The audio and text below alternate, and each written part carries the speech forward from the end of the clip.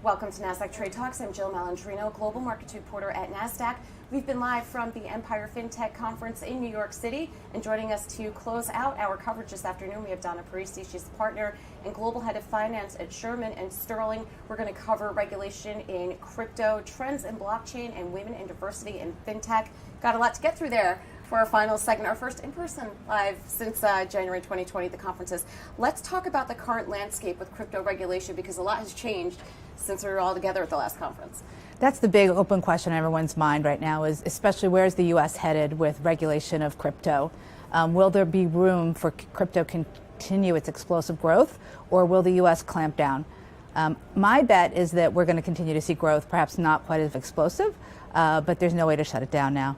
Yeah, well, I mean, especially this week, we got approval for the crypto futures, the Bitcoin futures ETF. So, I mean, everyone was looking for that in this space here. What about some emerging trends that you're seeing in DeFi, NFTs? NFTs are big, right? Besides the collectible market, tokenization of art, I think it's going to have a lot of use cases for things like authentication. And twinning, have an identity both in the real world and the metaverse. So lots more to come when it comes to NFTs. I'm really excited. And what about trends that you're seeing in blockchain? Blockchain, DeFi, right? I feel, 5 to 10 calls a week with some sort of DeFi thesis.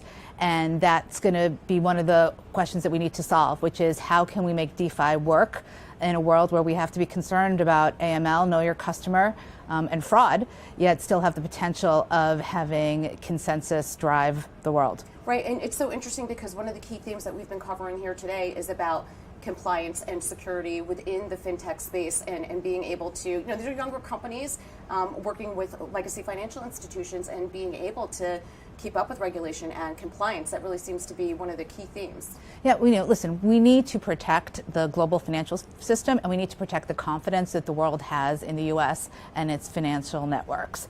That being said, we need to find ways to use blockchain and crypto and other technologies to do things differently, because the existing rubric hasn't really served everyone well. Right, and let's talk about diversity and women in fintech. Even just looking at the sample set that we have at the conference here today, clearly it's a very diverse group. I know when we talk about venture capital, that hasn't always been the case. So to see an emerging sector be as diverse as it is quite encouraging. Yeah, I mean, listen, the last time I looked at the numbers, right, you're something like 3% of investment goes into women in venture capital. Just absolutely abominable numbers. The reason why I think you see so many women here and interested in fintech is because they are tired of the status quo, and they're looking for ways to do things differently and to strike out on their own. So I'm glad to see that you've seen so many women and other diverse people here today. Well, think about it. Even with fintech platforms, a lot of them have been created to serve underserved communities, whether it's minorities, immigrants, women in finance. So it really is the genesis behind the group.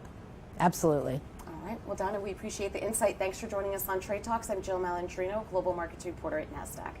Thanks for